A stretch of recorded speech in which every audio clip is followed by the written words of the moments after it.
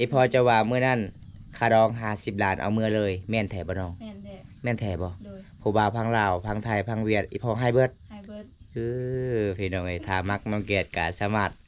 มาหาได้เด้อพี่น้องเกียมไว้โลดเงิน50 ล้านพี่น้องโอเคไปนอนอยู่เฮือนไผคืนหมอเฮือนหมู่เป็นหยังคือบ่ได้นอนอยู่เฮือนตัวเองแบบน้อยมันแคบเนาะก็เลยนอนนำกันบ่ได้เรียนกับไอ้พ่อไอ้แม่กับอายเนาะ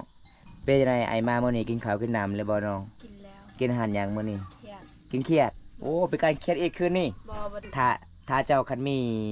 มีผู้บ่าวอยากชวนอยากไปแก่นเขียนนี่เจ้าไปบ่ไปไปแท้บ่แท้ ผู้บ่าวพังลาวพังไทยกับกล้าบ่ไปนํกันไปบ่กะกล้าบ่กล้าประมาณซั่นนี้จังได้กล้านั่งเล่นกับแขกก็เด้อน้องเด้อโดยไปอันนี้กับแขกก่อนเพราะว่าแขกมาเฮือนมาศาลต้องนั่งเล่นแบบนี้ล่ะพี่น้องสาวเขตชนบทของสุภาพบุรุษพี่น้องนี่พี่น้องทีมงานเฮามาเยี่ยมยามมื้อนี้เพื่อนสาวเกตก็ประมาณซำนี้ล่ะพี่น้องเรื่องก่อนมีแฟนแล้วบ่ย่างอ๋อ15 ปีพอมีแฟนแล้วพร้อมแล้ว พร้อมแล้ว อ๋อพอมีแฟนซื่อๆหรือว่าพร้อมไปสร้างครอบครัวเลย พร้อมเบิด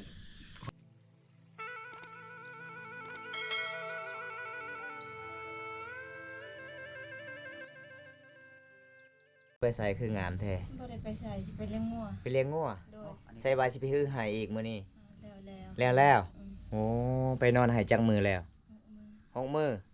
กับผู้บ่าวบ่ไปนอนบ่บอกแม่ กับแม่ผู้ใดแน่ไปนอน มีสองคนกับ 2คนโอ้บริยานคนบ่น้อง ยานคือกันแต่ให้แล้วคือให้ก็ต้องนอน โอ้6มื้อเนาะ โดย โอ้โดนเติบพี่น้อยเพราะว่ามื้อนี้ก็มาเยี่ยมยามสาวเกียรติคือเก่าพี่น้องโดนแล้วบ่ได้พ้อหน้าตากันพี่น้องเลยเป็นจังได๋เฮือนครัวของน้องมีแล้วบ่สังกะสีย่างยังบ่มี โดย โอ้มื้อนั้นฝนตกแฮงเนาะเป็นจังได๋ผ้าห่มเสื้อเปียกหมดเลยบ่เปียกเบิด เปียกหมดเลยโอ้อีพ่อไอ้แม่มื้อนี้ไปไสอยู่ภูขึ้นภู คุณผู้อ้ายเด้ อ้ายเดี๋ยวไปปลาชุด ฮะอ้ายไปไส อ้ายไปส่งอ้ายคอยไปเฮือนเฒ่าแล้ว ไม่ยังจะเว้าอ้ายไปส่งอ้ายคอย สองคนนั่นเด้อ้ายผูกกกไปเฮือนพ่อเฒ่า เออ้ายอผูกกลางอันนั้นไปส่ง โอ้ส่วนอายผู้กลางไปส่งอายผู้กกไปเฮือนพ่อเฒ่า ขับรถเองบ่ โอ้ เป็น เพชร เป็นคือกันแต่ เพชร เพชรให้อยู่พุ่นบ่ โดย อ้าวเป็นหยังอายเจ้าคือบ่ได้เฮ็ดให้นำเจ้า เพราะว่าเจ้าเฮ็ดให้ก็คือมี2คนกับอีแม่กับอีพ่อ อ้ายแบบอ้ายผูกกลาง อายผู้กลางนี่โอ้ส่วนอายผู้กกก็เฮ็ดให้ต่างหากบ่อ๋อ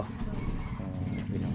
เป็นจังได๋ข้าวน้ำซ้ำปลาเบาน้ำตาซื้อมื้อนั้นเบิดเลยบ่น้อง ยัง ย่างอยู่บ่ โดย โอ้ใช่ว่าไอ้พ่อว่ามื้อนั้นว่า กิน แบบ สอบหนึ่งฮอด ไป 5 มื้ออันนี้กลัวแล้วเนาะ5 มื้อเนาะ โดย จักมื้อเลยเนาะ บ่ฮู้ แล้ว โอ้เป็นจังไดตอนนี้ยังมีคนคุยเลยบ่ บ่เห็นคนคุย บ่เห็นเลยใส่ว่าไอ้พ่อเจ้าว่า คอยบ่มีแบกเด้อ บ่มีแบกไอ้พ่อเจ้าว่ามื้อนั้นค่าดอง50 ล้านเอาเมื่อเลยแม่นแท้บ่น้อง แม่นแท้ แม่นแท้บ่ โดย ผู้บ่าวพังลาวพังไทยพังเวียดอีพ่อให้เบิด ไฮเบิร์ด พี่น้องเอ้ยถ้ามักน้องเกียรติก็สามารถมาหาได้เด้อพี่น้องเกียมไว้โลดเงิน50 ล้านพี่น้อง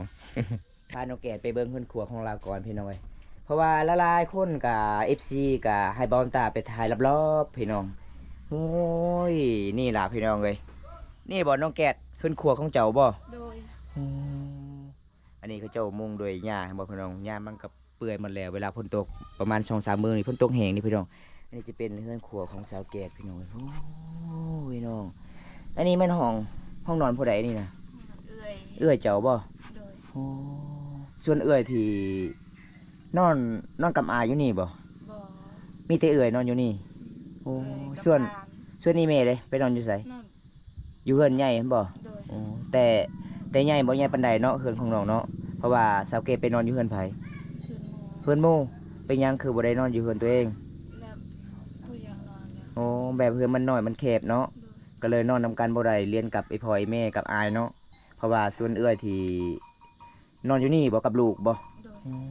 พี่น้องเป็นจังไดไอ้มามื้อนี้กินข้าวกินน้ำเลยบ่น้อง กินแล้ว กินอาหารหยังมื้อนี้ เทียด กินเครียดโอ้เป็นการเครียดอีกคืนนี่ บ่ได้ไปการ บ่ได้ไปการ อ้ายไปการ คิดว่าเจ้าไปการเมื่อวานนี้ไปหาสาวลาไปการเครียดได้ โอ้ย เอ้า ดุ ถ้าเจ้าคันมีผู้บ่าวอยากชวนอยากไปแก่นเขียนนี่เจ้าไปบ่ ไป ไปแท้บ่ แท้ เบาพังลาวพังไทยกับกาบ่ไปนํกัน ไป บ่ กะ กาบ่เออคันบ่ได้เครียดได้หยัง อ่าฮะบ่ฮู้เลย บ่ฮู้แหละคันบ่ได้เครียดต้องหากบอีกเนาะ มีกบ เพราะว่า ไว้ แม่นเพราะว่าเขตหมู่บ้านเฮากบเครียดหลายเนาะโอ้พี่น้อยบ่าวตาละหาน้อง 3-4 มื้อแล้วเอ้าเสาเกตไปใส่เนาะไปทาเสาเกตอาบน้ำก็บ่เห็นโอ้บ่จักว่าน้องไปนอนป่าเนาะไปนอนภูใกล้เติบบ่น้อง ไก่ จากหลักเนาะ โอ้ยบ่ฮู้แล้วน้องบ่ฮู้ละ บ่ฮู้หลัก บ่เป็นประมาณ น้องยางเอาประมาณจากชั่วโมงจนหอนให้ ย่างแบบย่างแต่เช้านี้ย่าง5โมงฮอดพุกะ7โมง ปลา3ชั่วโมงเนาะ โดย ตอนนี้สำเร็จคือให้ โดย หลังจากคือให้สำเร็จแล้วสิซักให้ อืม สิซักเขาวให้ โดย จักมืออีกไปนอนต่อบัดนี้ บ่ฮู้แล้ว ไปนอนต่ออีกบ่ น้ำต่อ โอ้พี่น้องเอ้ยเป็นจังไดไปนอนอยู่ภูมื้อนั้นฝนตกแฮงน้องนอนอยู่ไส นอนอยู่นั่นเลย เปียกบ่สองเสือบ่ เปียก เปียกหมดเลยเพยางก็บ่มี บ่มีบ่ เพบัด โดย เพบัดบ่มีมี มี โอ้แต่มันเก่าเลยบ่ โดย ก็เลยเปียกเบิดโอ้พี่น้องไอ้ยพี่น่าสงสารชาวลาวเขตนี่พี่น้องหลายๆคนก็เฮ็ดเวียกเฮ็ดงานตั้งใจเวียกช่วยพ่อไอ้แม่ได้ แบบชาวคิบรูบ้านเฮาหลายๆคนนี่ยามเป็นสาวโสดนี่ต้องซอยเวียกไอ้พ่อไอ้แม่เนาะเพราะว่าบอมตาไปเยี่ยมยามสาวลาวก็คือกันสาวลาวก็โอ้ยสาวลาวก็คือสาวเกตนี่ล่ะวิถีชีวิตสาวลาวนี่หลังจากมาที่ไฮแล้วตามข่าวนึ่งข่าวกลางคืนก็เป็นการเครียด แต่ส่วนน้องเกดถ้ามีหมู่มาส่วนก็เป็นการคือกันเนาะ โดย น้องเคยไปการอยู่บ่กลางคืนบ่ เคย เคยได้อยู่บ่เขียน ได้ ได้หลายเนาะอ๋อ แบ พี่ บ น้อง ย้อนตอนเขาเกี่ยวบัดเขานาแล้วไปการไปสอนได้เครียดหลายเลยเครียดตัวน้อยๆนะ ยามสำเร็จเขาเกี่ยวเขาหน้าปีแล้วบัดนี้ไปไปสอนเขียนยามนั้นได้หลายบ่ ได้หลาย เอามุ่งสอนนี่บ่ โดย คุสิมอนคักเนาะ รู้บ่เลย งัวในลีพี่น้องเอ้ยสาวลาวเขตนี่หาอยู่หากินแบบบ้านๆพี่น้องเบิ่งพี่น้องเฮือนสร้างของน้องเขาเจ้าก็แอมด้วยกับฝุ่ยได้ส่วนมุงด้วยหญ้าเนาะ โดย โอ้หญ้าก็เปื่อยมาแล้วเบิ่งพี่น้องมันเป็นปองหมันเลยพี่น้องเป็นหาสงสารชาวเกตเลยพี่น้องเอ้ยถ้ามีผู้ใหญ่ใจดีอยากช่วยกับน้องอยากได้หยัง อยากได้สังกะสี สังกะสีเนาะพอเฮาอยู่ได้เนาะเวลาฝนตกเฮาอยู่สุขสบายเนาะเพราะว่าเฮาทุกข์กะยาบ่มีเขาวกินกะยาแล้วน้องเนาะคะแนนว่าเฮาอยู่ทรงเสื้อผ้าห่มบ่เปียกเนาะอันนี้กับผ้าห่มของเอื่อยมันกับสำนีบ่เซาเกณฑ์ โดยซ้ำนี้ โอ้พี่น้องเอ้ยผ้าห่มกับผ้าห่มเก่าๆพี่น้องเพราะว่าเฮือนของเซาเกตกะข้าวกินก็บ่มีน้องเกณฑ์เนาะมื้อนั้นเบาตากะเห็นน้องอดข้าว3มื้อแล้ว4มื้อแล้วเนาะบ่ได้กินข้าวเนาะก็เลยไปรับจ้างได้ข้าว1 โล 2 โลเนาะ โดย แต่มื้อนั้นบอมตาก็มีผู้ใหญ่ใจดีฝากเงินให้ซื้อข้าวก็เลยตอนนี้ก็ยังบ่น้องแต่ยังจักมือสิหมดน้อง บ่ฮู้เลยบ่ฮู้บ่ อืม ใกล้สิหมดเลยบ่ ยัง ยังเนาะคันเวลาไปนอนป่าอีกเวลาซักข้าวให้ต้องไปรับจ้างอีกบ่น้อง โดยอยากจ้างก่อนอยู่ โดย ได้ โดย เขากระสอบหนึ่งจึงสั่งให้ โอ้จังใดก็สู้ๆเด้อนางเด้อ โดย อย่าคิดหยังหลายเฮาทุกข์กะยาเฮาไปรับจ้างอยากซื้อข้าววิถีชีวิตชาวลาวบ้านเฮาคันบ่ได้เฮ็ดบ่ได้กินเนาะ โดย ต้องสู้สนพี่น้องอันนี้จะเป็นเฮือนครัวบ่อนเฮ็ดกินบ่น้อง โดย เอ้าเมื่อนั้นบ่าวบนตาเห็นน้องเกดไปตักน้ำบ่มีขุบ่น้อง บ่มี โอ้ตอนนี้ก็ยังบ่มีบ่น้อง บ่มีคือเขา ยังบ่มีคือเก่าเนาะ อากระตุกอันนั้นใส่นะ โอ้เอากระตุกน้อยๆละให้ อืม โอ้พี่น้องบ่มื้อนั้นบ่าวบนตาละคิดว่าน้องเกดสิไปตักน้ำดื่มน้ำกินนี่ได้บ่แม่นสุดท้ายไปตักน้ำใสเนาะโอ้พี่น้องเอ้ยเพราะว่าเครื่องของน้องบ่มีขุแต่ปกติแล้วหลังเฮือนก็บ่าวบนตาเห็นขุเนาะ แต่เงินของน้องบ่มีขู่พี่น้องบ่มีเงินไม่คำอยากซื้อเฮือนมองมันทุกข์อีหลีพี่น้องเอ้ยจนที่สุดในหมู่บ้านเพราะว่าเฮือนที่ใหญ่นี่ก็ได้เงินมาแต่ใส่เฮ็ด ไข่ควายขายควายตอนนั้นบ่โอ้ขายหมดเลยก็ได้เฮือนน้อยๆส่ำนี้ โดย โอ้พี่น้องเอ้ย เพื่อน เฮ็ดเฮือนโอ้บุญเนาะบุญแต่ได้เฮือนอยู่เนาะ โดย แต่บ่ใหญ่ปานใดน้องเนาะประมาณ10คนมันก็เต็มแล้วเนาะนอนบ่ได้พี่น้องเอ้ยอันนี้จะเป็นเอื้อยของเพิ่นกับลูกเนาะ โดย โอ้กับลานของสาวเกตนอนพี่น้องเอ้ยอีพอเจ้ามื้อนี้ไปให้บ่ โดย ไปเฮ็ดเที่ยงให้ โดย อ๋อเพราะว่าอีพ่อกะมื้อนี้กะให้สาวเกตอีกมาเลี้ยงงัวแทน โด ปกติไอ้พ่อเนาะเลี้ยงเนาะส่วนเสาเกตกับไอ้แม่ก็ไปฮื้อให้ตลอดโอ้ยพี่น้องเอ้ยสงสารหลายๆเลยพี่น้องน้องคนนี้พี่น้องตั้งใจเฮ็ดเวียกเฮ็ดงานบางกลางคืนก็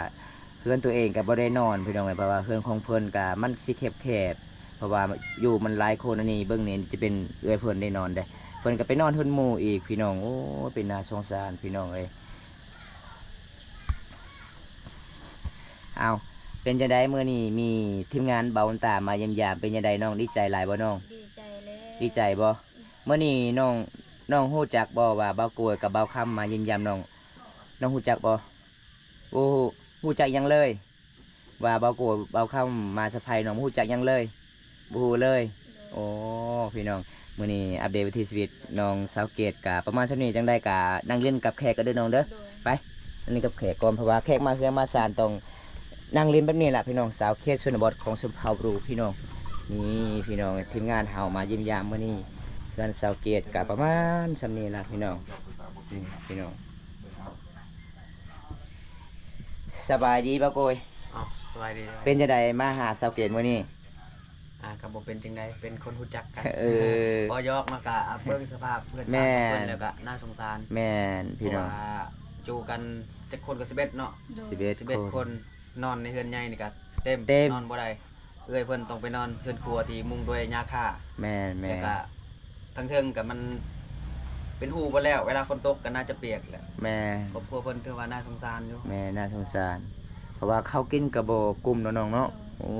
ยพี่น้องมื้อนั้นน้องแกไปรับจ้างจังมือน้อง ซ้ำ 3 มื้อบ่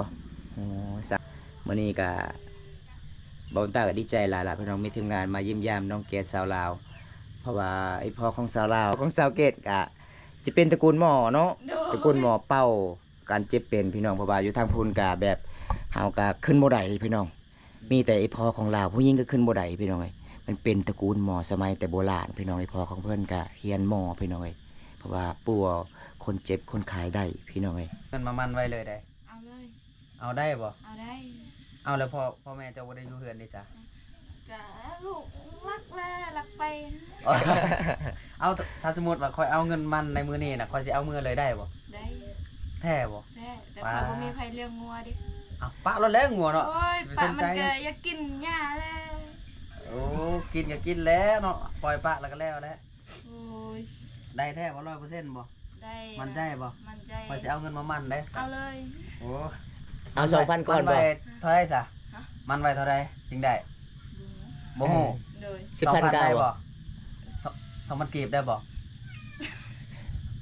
10,000ก็ได้เนาะ 10,000ได้แล้ว พอได้บัตรหนึง ได้บ่ เออ โอ้เดี๋ยวจะเอาเงินมันเสาเกตไว้ทุกคนนี่เนาะแล้วว่าได้คุณมันแท้ได้ค่อยนะมันไว้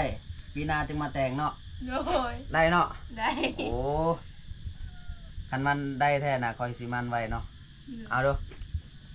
กดเอาอะไรได้ เอาก็เอาอีหลีแหละคอยสิมันอีหลีเนาะ เอานะ ต้องแท้ได้ แท้นะ เอาต้องเอาแท้ได้ เอาแท้ขอบใจเด้อ สิเมื่อเลยบ่สเกตจังหน่อยนี่ เมื่อ เมื่อเลยบ่ปะเลยงัวเนาะ ไปเลย เออใบย่างนี่น้องใบ10,000บ่ บ่แม่นใบแซน ใบแซน แสน เท่าได้นี่นะ20,000 2แซน 200,000 ได้เนาะ200,000เนาะ ได้ 200,000ก็ได้อีกอย่างประมาณ400,000ก็ได้สอบหนึงเลยเนาะเขาเนาะ โดย อันนี้มันน้องก็สิซื้อกับสิซื้อหยังได้เงินนี่ เอาไว้ ซื้อกระแป้งแต่งหน้าสิไปเหือน